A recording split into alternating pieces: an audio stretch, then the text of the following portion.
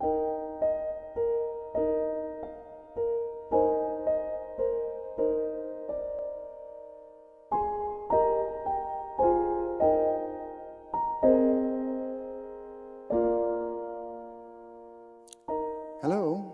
welcome once again as we join together in our reflections for our Lenten journey.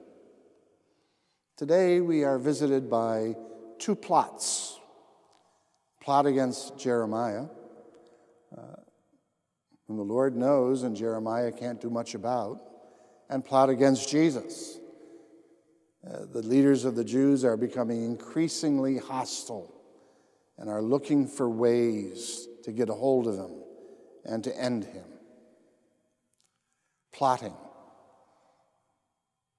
Plotting can be an interesting activity.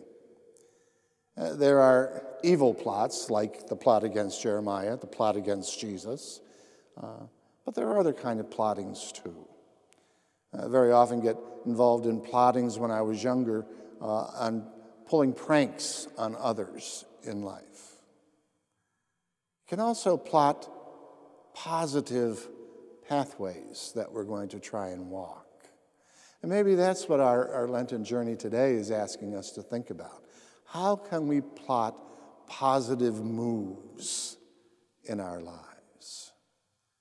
How can we look at a relationship with a spouse and plot how to deepen our appreciation of that person in our lives?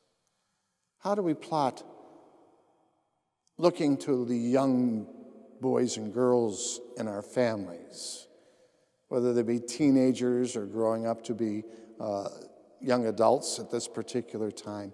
How do we plot consciously to affirm them?